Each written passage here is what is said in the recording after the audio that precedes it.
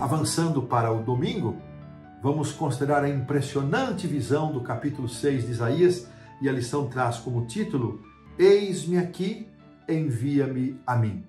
E o autor conta uma ilustração aqui, uma história que uma igreja decidiu fazer uma grande reforma e eles começaram num porão das suas instalações para estabelecer ali um salão para as reuniões sociais.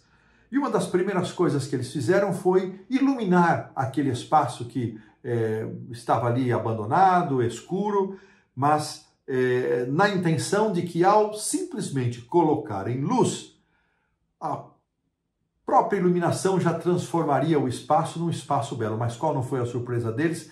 Que ao instalarem a iluminação, foi aí que apareceu toda a realidade daquele espaço. Quanto eles realmente precisavam trabalhar para reformar. Assim, dessa maneira, maior iluminação mostrou a realidade, a situação de penúria daquele espaço.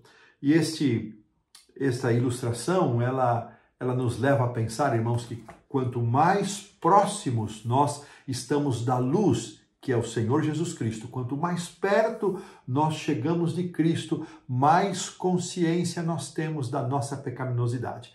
Quanto mais perto estamos da luz, mais nós entendemos quão pecaminosos são os nossos atos, quão impuros são nossos lábios, quão impuros são os nossos pensamentos, e mais chegamos a entender que só há um meio de salvação, só há um meio de purificação, e esse meio é Jesus. A lição de Isaías vai nos ajudar a entender esta questão. Essa visão impressionante que Isaías teve do trono de Deus, registrada aqui no capítulo 6 do seu livro, deixou Isaías bastante impactado. E ele, então, aqui no verso 5, vou pedir para a produção colocar aí para nós, qual foi a reação dele ao ver o trono de Deus. Ele disse: então eu disse, ai de mim, estou perdido, porque sou homem de lábios impuros, habito no meio de um povo de impuros lábios, e os meus olhos viram o Rei, o Senhor dos Exércitos. Essa é a nossa história, irmãos, essa é a nossa realidade. Quanto mais nós dedicamos tempo para o estudo, leitura e meditação na palavra de Deus, quanto mais nós focamos os nossos olhos, colocamos os nossos olhos na pessoa do Senhor Jesus, mais vemos a nossa deformidade, mais vemos a nossa impureza, a nossa pecaminosidade, e mais sentimos necessidade da presença do Salvador na nossa vida. Interessante, irmãos, que a luz celestial, diz aqui o autor, é brilhante o suficiente para deixarmos de lado todas as nossas desculpas. Quando estamos mais longe da luz, até podemos, quem sabe, dar algum tipo de justificativa, de dar desculpas, ou o nosso autoconceito cresce. Mas quando nos aproximamos da luz celestial, as desculpas cessam. Na presença de Deus, não há outra reação, não há outro sentimento, a não ser o que Isaías teve, o sentimento de que estamos perdidos. Isaías estava prestes a ter a experiência mais marcante da sua vida, quando foi dada essa visão a ele, e esta experiência pode ser a minha experiência e a sua experiência também.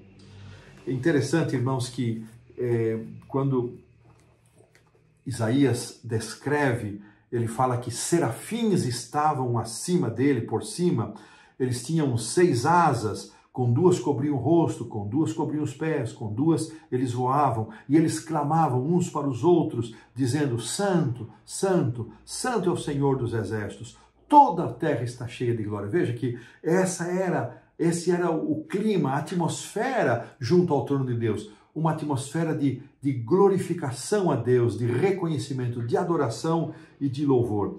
Isaías chega a mencionar que as bases do limiar, ou seja, a estrutura do trono de Deus se moveu à voz do que clamava, e a casa se encheu de uma fumaça, de uma neblina. Que coisa impressionante. Foi nesse momento, então, que Isaías percebeu aonde ele estava e qual era a sua realidade, qual era a sua verdadeira condição.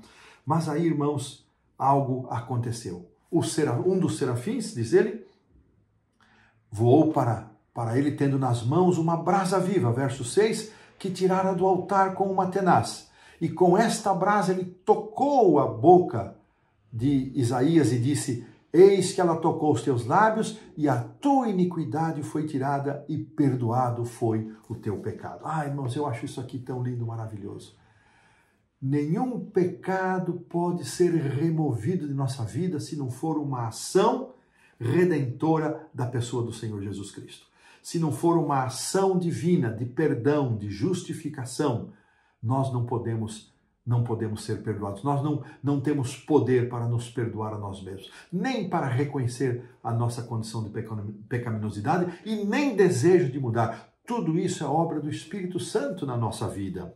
Isaías foi purificado porque um serafim pega uma brasa do altar, toca na sua boca.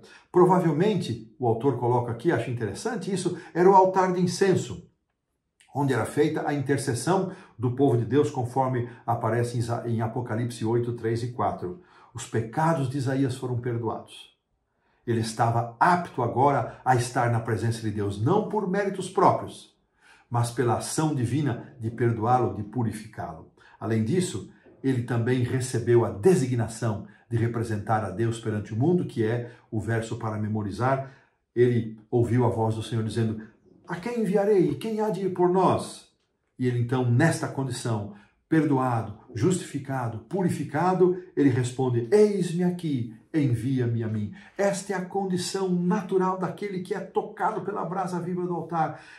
É a reação natural daquele que é tocado pelo perdão de Deus. Ele se coloca na condição de ser um mensageiro desta verdade bendita, desta mensagem. Esta bênção que tocou a sua vida não é para ser guardada unicamente para si. Ele agora se dispõe a ir para compartilhar esta mensagem. Interessante, irmãos, que a palavra serafim, eu tenho dito, eu não me envergonho de dizer isso, irmãos, eu tenho dito que muitas coisas da minha cultura bíblica, da minha cultura teológica, eu tenho aprendido estudando diariamente as lições da escola sabatina. E aqui estou aprendendo mais uma coisa que eu não sabia: o significado da palavra serafim, que quer dizer aquele que queima, aquele que queima. E aqui o autor faz uma relação interessante de como Jesus se referiu a João Batista. No Evangelho de João 5,35 está registrado assim: João era a lâmpada que estava acesa e iluminava. E por algum tempo, disse Jesus, vocês quiseram se alegrar com essa luz. Interessante que Jesus usa aqui o contexto da lâmpada, não é? Que no sistema antigo, para iluminar, ela queimava, ela consumia óleo, azeite, consumia um fio também que produzia esta luz.